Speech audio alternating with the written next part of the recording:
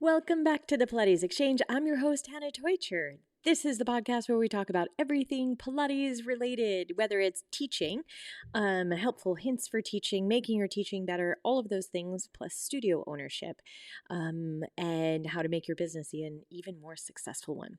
So we go through the science part of things. We go through what I've been told are soft skills, and a whole lot more, a lot of philosophy and a lot of kind of things like that. Today, I picked out something that was actually really surprising to me.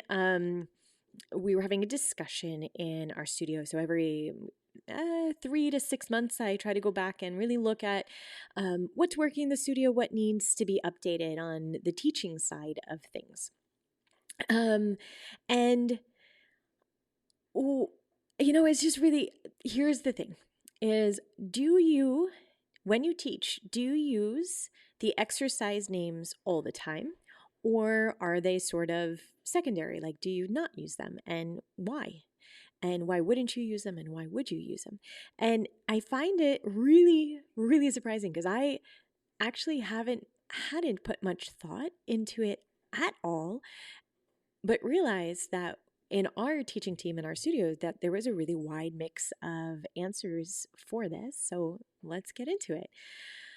Why, why you would, why you wouldn't, and what you could possibly change. And I think as a studio owner, I think this is an interesting discussion for you to, or interesting discussion for you to have with your team and make a decision on how you would like to go forward with that. So first off, I want to preface this podcast by saying that I am a former dancer, and so everything that I do in teaching comes from the lens of dance, about what worked for me in my career and what didn't work and what I could have or wished I had as a student, and also as a professional dancer. So the lens that when we're learning dance, we learn the names of all of the exercises from when we're like little babies, because the names themselves also give a rhythm to whatever you're doing.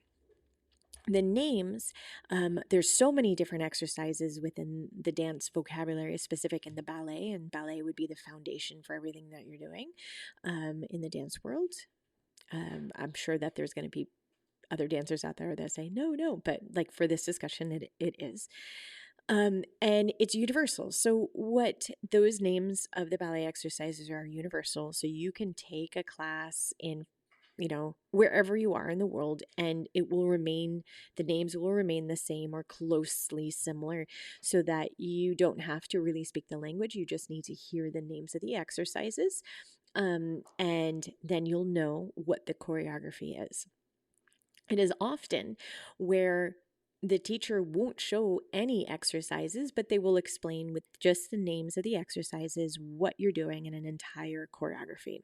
So for those for the dancers out here, this is going to be really boring, but like if I were to teach a ballet class and I said, tombe, parabere, glissade, jeté, jeté, assemblée, changement, changement. Even if I have a strong accent, they will know exactly what is expected of them just by that those words strung together. So let's bring it back. I'm viewing my teaching through this lens. So I generally use the names of the exercises when I'm teaching, no matter what it is, to get people to learn what's going on, and it then saves me headaches later on.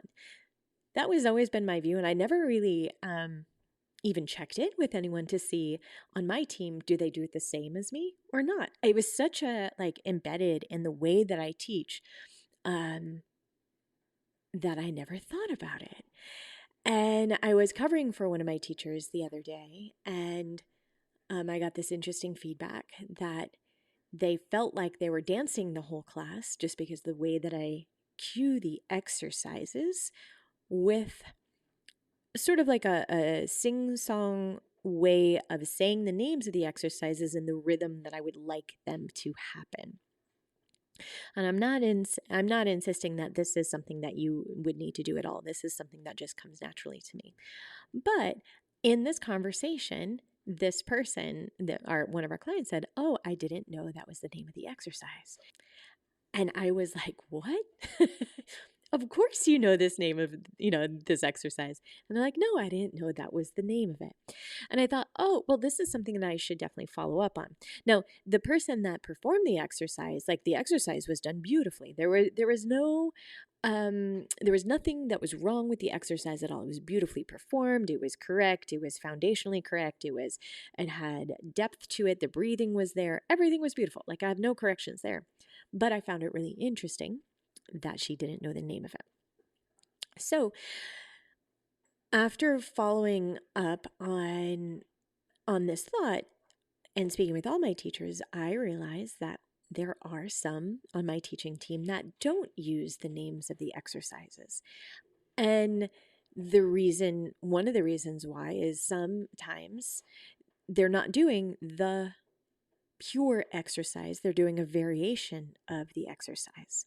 Now, in the way that I teach is I will always say, like, "Oh, this is a variation of swan dive, or a variation of this, or we're going to take um, the rhythm of this exercise and put it with," like that's just how choreographically I'm thinking.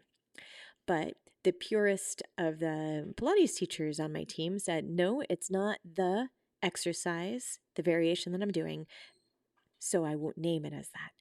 And I find that it's not bad at all. It was just an oversight on my side, because I would rather, if you hear my dog crying in the background, he's absolutely fine.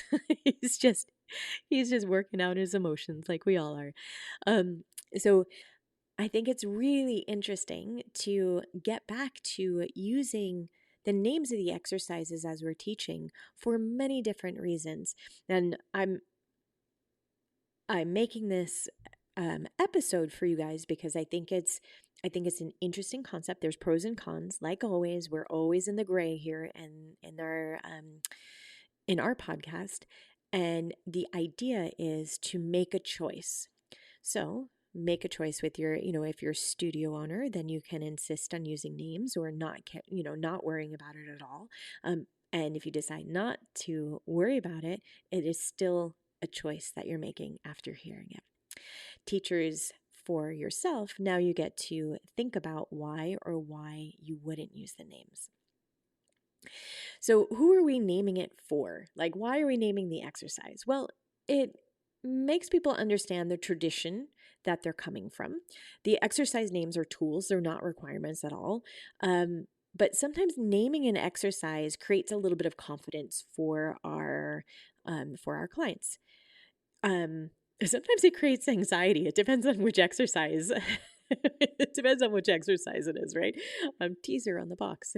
Just kidding. But yeah, so I am on the camp of let's name the exercises. It's a very small little thing. It just takes one extra cue to be able to do that. But it's about communication. It's about having a shared language of movement. It's about learning what the exercises are, what they're about, what is the traditional form of the exercise. Even if you're going to do a variation, maybe that's something that you could pull into your teaching. It creates familiarity with the technique that they're learning. It reinforces their learning, and it allows better ownership of your clients. So if they have a question about an exercise, and they can be like, "Okay, I have a question about," let's just say teaser, because that was the one I just named. I have a question about teaser. Well, now we know what we're talking about together. Instead of like you're kind of sitting and you're balancing and your legs are in like a V and it's really hard. That doesn't support them in their learning, because you have to sort of figure out what the exercise is first. But once they start connecting the dots and they connect the sessions together, they start to recognize it and say, "Oh, I know this one. Oh, I get this one." And that's a really empowering place for the clients to be in. Um, what I found, there's teachers that don't use it, don't use names, and that could come for a whole bunch of reasons. Like either they want to reduce the talking that's happening in the room. That's a valid reason. Less talking, less words, more precision or more silence, let's say, within the room. That's a great reason to reduce it. Sometimes teachers forget the names of the exercise, or they weren't taught the names consistently, or they think that it doesn't matter, or they're more focused maybe on the flow of how the exercises go together. And sometimes that's absolutely fine. Like, again, you don't have to do all of these things all the time. It's just creating a little bit of visibility for this. This episode is brought to you by Offering Tree. If you're running a Pilates studio on 4 different platforms, one for booking, one for your website, one for your email, one for payments, you already know the toll that takes on your time. Offering Tree brings it all into one place, built specifically for studios like yours. Real human support, a free trial, and everything your business needs to run without you being glued to it. Check them out at offeringtree.com/Pilates Exchange. So sometimes naming the exercise isn't just for the client. Sometimes it's actually for the teacher. Maybe it's like a little performative aspect of it, using lots of terminology. This is like on the flip side of it, but using lots of terminology can make you sound more knowledgeable. I don't know if coming from that side, if that really helps the client, but I think it's, interesting to bring that maybe side of the coin. I think we do need to be careful as we are introducing new clients into, say, the world of Pilates and all these names. That, like, there's some weird names.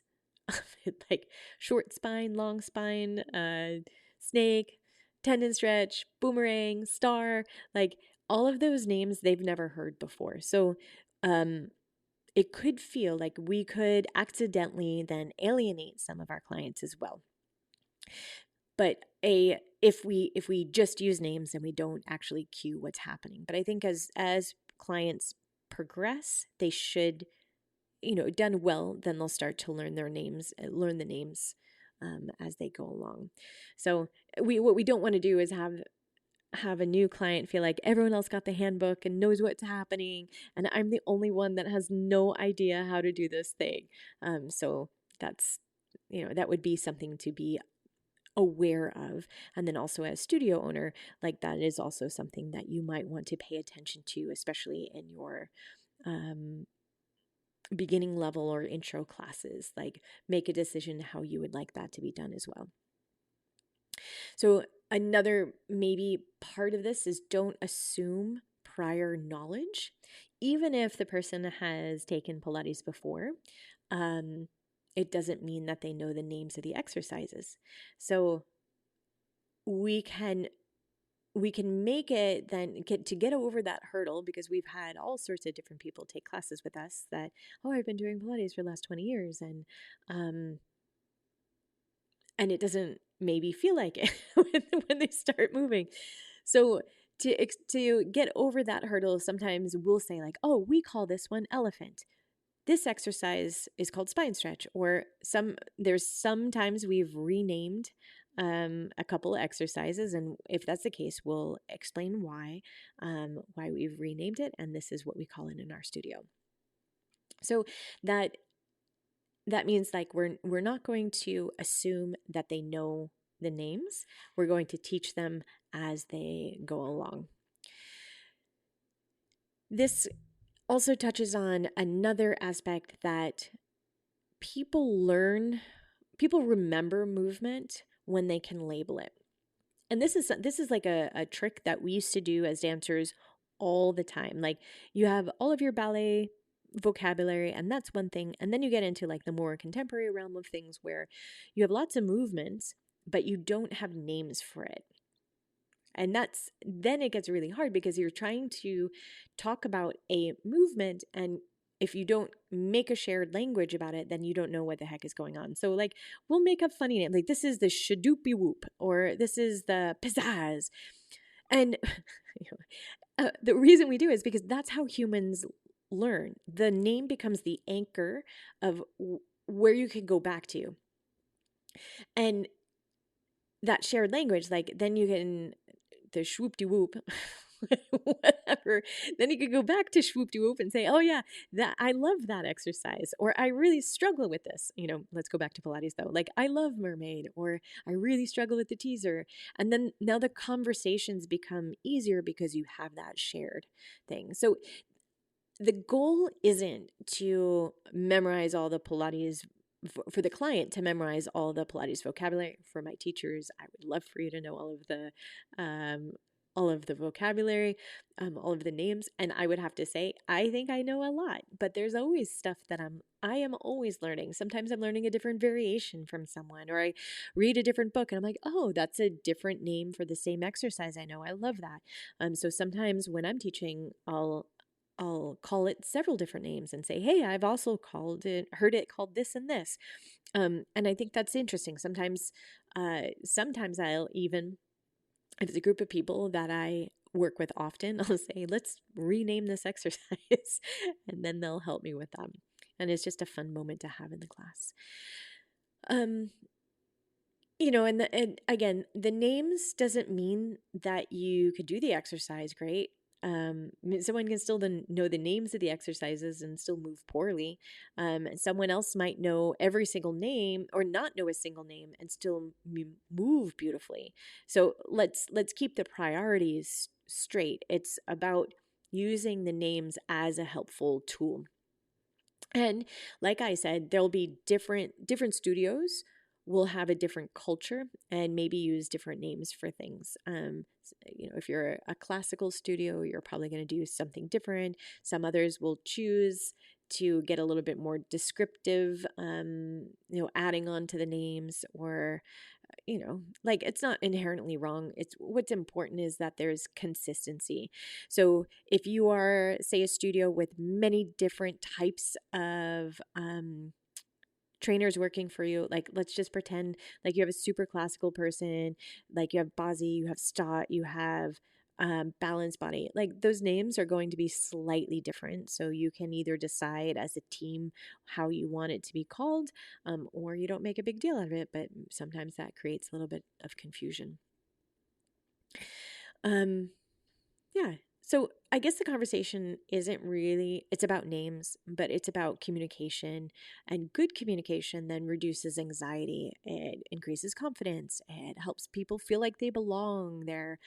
And our goal is not that every person remembers every name, but over time, the more that they grasp, the easier it is for you to teach. So it's not that you're setting up exercises every time and you go through the setup and then you do the exercise. Like you could just say, hey, we're going to do kneeling side kicks now, and then they know where they're going, instead of having to set up all the time. And important, if you take that as an added benefit, like it reduces the talking you have to do, it gives them ownership, and like, doesn't everyone love when they're like, oh, I know this one, like that's such a great feeling.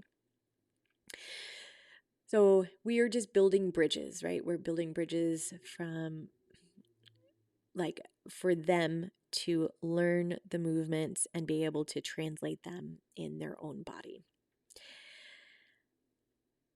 Language is, how we communicate on many, many different levels, right? When we're teaching, from the tone of our voice, the quality of our voice, how are we using snapping, clapping, mirroring, silence, tools, tactile cues, like so many different ways we're communicating.